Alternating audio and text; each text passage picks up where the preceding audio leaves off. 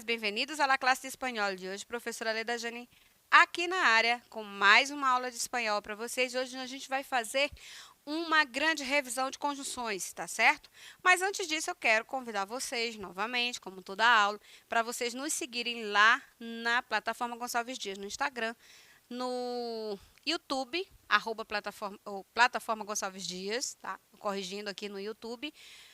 Nos ouvir na Rádio Timbira 1290 MHz, no programa hashtag Fique em Casa Aprendendo, todos os dias das 16 às 17.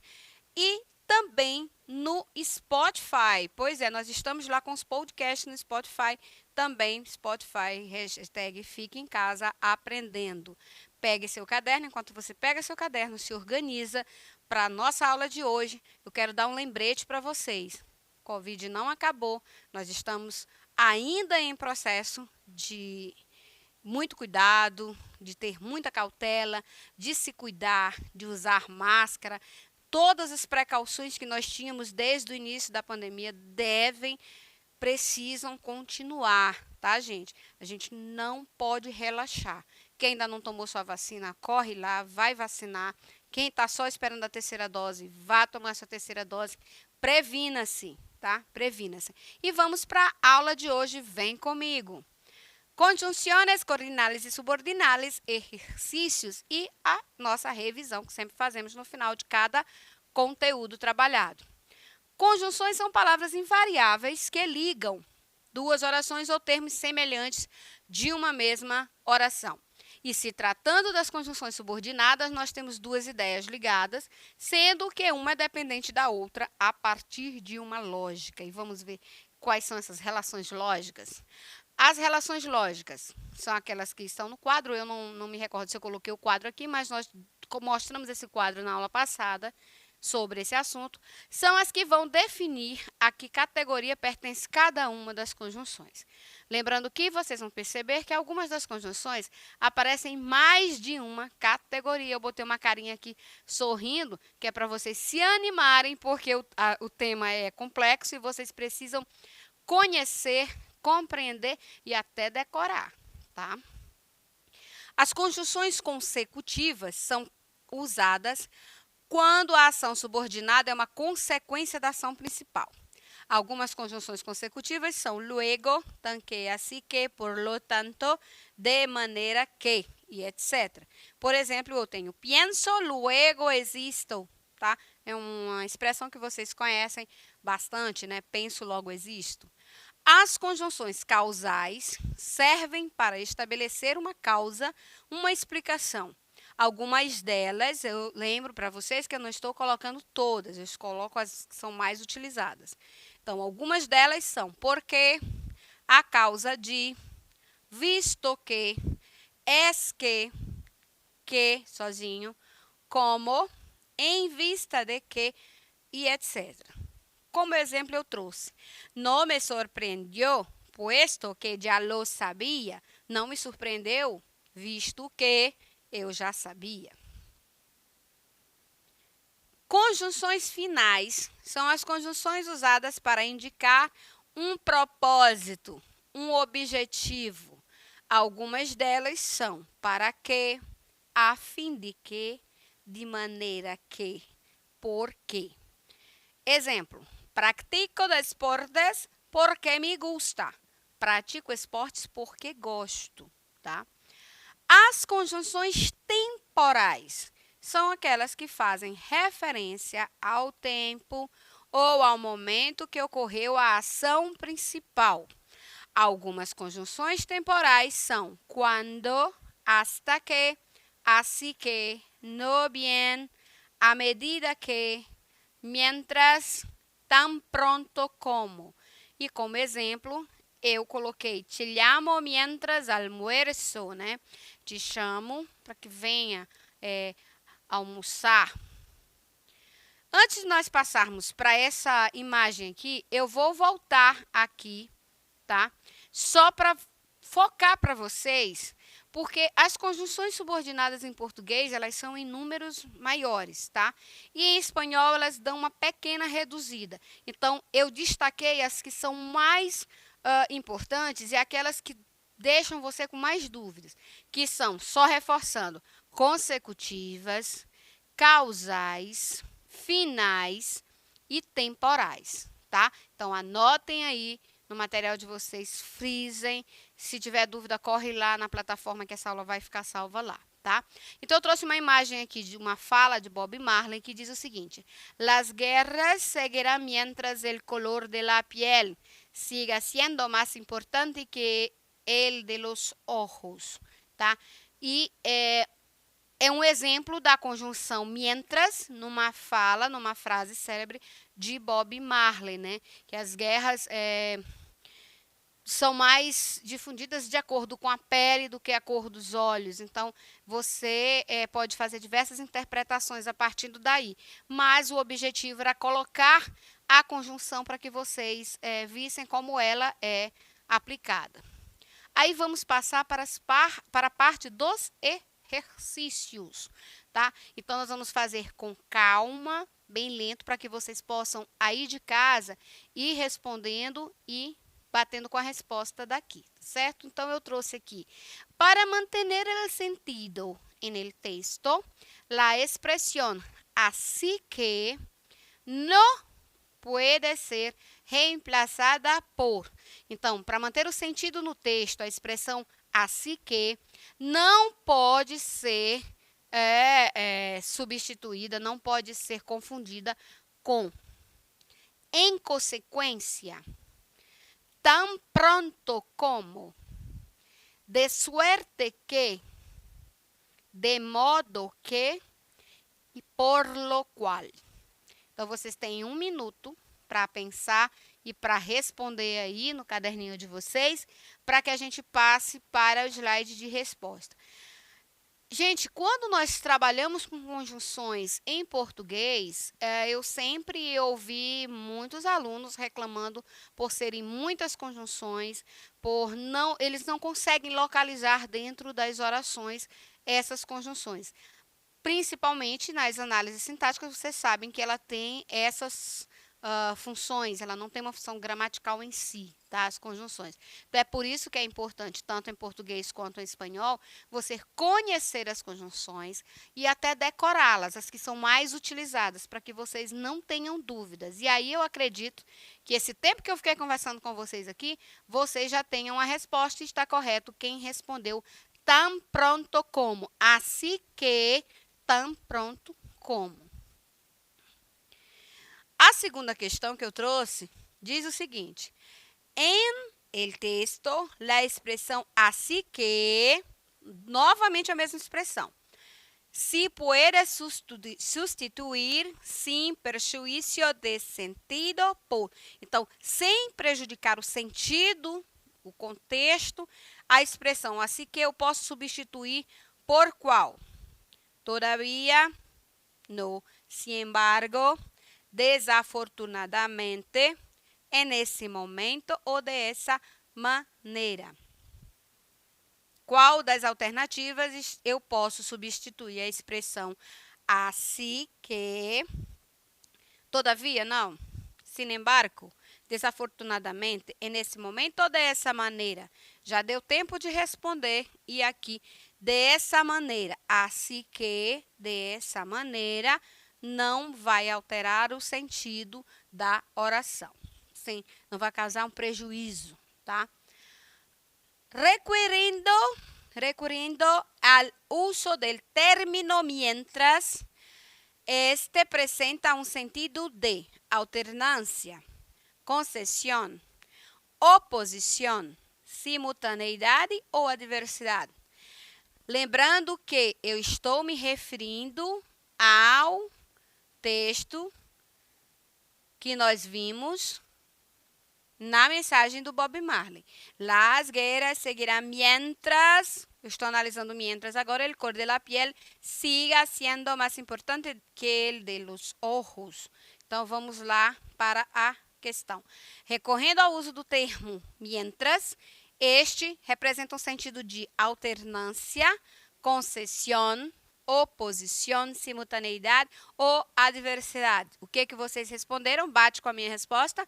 Simultaneidade, tá? Simultaneidade.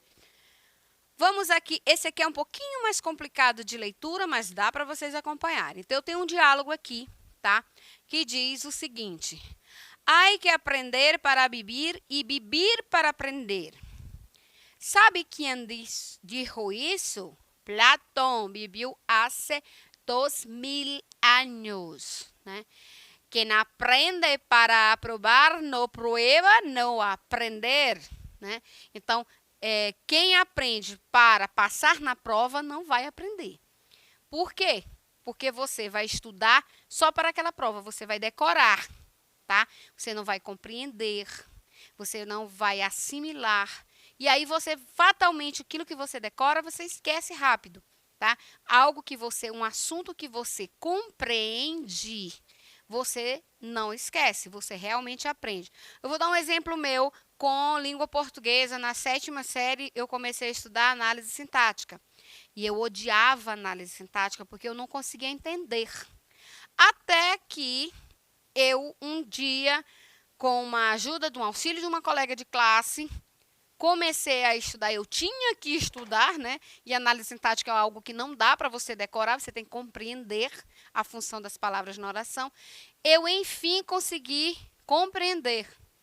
E aí eu me senti muito feliz e nunca esqueci mais na minha vida de fazer, de como se faz uma análise sintática, da função das palavras. Então, eu realmente compreendi aquilo que me foi proposto estudar. Se você faz uma decoreba, você pode até não esquecer de pronto, mas daqui a um tempo, se você precisar daquela informação, você não tem ela na sua memória e você não consegue explicar para outra pessoa, tá? Então, há que aprender para viver e viver para aprender. Sabe quem disse isso? Platão. Ele viveu há 2000 anos, né? Então, a frase que está em destaque, que o professor, o pai do personagem aqui está falando, é que quem aprende para provar na prova não aprende. ¿No tiene algo mais actual? O gurizinho pergunta se não tem um texto mais atual, não tem algo mais atual, teria que ser há 2000 anos. Há que aprender para aprobar, aunque se aprobe sin aprender. ¿Quién lo dijo? El ministro de Educación hace 2 dias. Então, aqui é uma crítica, tá? Aqui é uma crítica. Quando ele pergunta se não tem algo mais atual, né, o professor vai e diz: tem que aprender para aprovar, senão que não se aunque se aprobe sem aprender. Não se aprova sem aprender, tá? Então, ele perguntou: quem lo dijo? Quem disse? E ele vai responder: ele ministro de Educação hace 2 dias, né? Então, o ministro da Educação faz 2 dias. Então, qual é a minha, o meu questionamento em cima dessa tirinha de 2014, que foi para o Enem? De acordo com a vinheta, señala a alternativa que apresenta correcta e respectivamente a classificação morfológica de los términos en bastardilla del fragmento aunque se apruebe sin aprender. Então, eu quero saber qual é a sequência, tá? A sequência morfológica desses 2 termos, aunque e sim. Se elas são advérbio, se elas têm a função de conjunção morfológica. Tá certo, galera? Então, advérbio e advérbio. Eu tenho advérbio e conjunção condicional. Eu tenho conjunção explicativa e pronome. Perdão. Conjunção explicativa e pronome. Eu tenho conjunção concessiva e preposição. Ou eu tenho uma preposição e uma interjeição. E agora?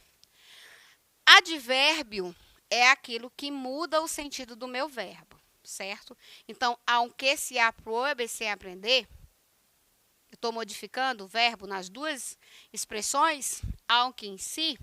Eu tenho um advérbio e uma conjunção condicional. Eu tenho uma conjunção explicativa e um pronome, sim, pronome, já me dá aquela duvidazinha, né? Conjunção concessiva e uma preposição. Ou eu tenho uma preposição e uma interjeição. Interjeição a gente já elimina, isso aí nunca vai ser uma interjeição, tá? Então, eu já elimino letra C, que é um pronome, já não compete a segundo termo, tá? E já elimino a preposição e a interjeição. Então, eu vou ficar na dúvida apenas da alternativa A, B e D. O advérbio, ele muda o sentido do verbo. Então, eu teria dois advérbios mudando o sentido do verbo? Não. Aí, eu vou para cá e fico nas duas últimas alternativas, tá? Então, como eu estou estudando conjunção, eu não me refiro à preposição sim, até porque não é uma preposição. Então, qual seria a minha alternativa correta? Alternativa B, advérbio a que, porque vai mudar o sentido do primeiro verbo, e a conjunção condicional, é uma condição, tá certo? Acho que não ficou dúvida, vamos para a próxima questão. En la era de la posverdad imperante, el oficio de contar las cosas es más necesario que nunca. Vital para que estemos a la altura de los cambios que se avecinan. Por eso, nunca debemos olvidar su esencia. Contar lo que sucede de manera rigurosa, precisa y veraz.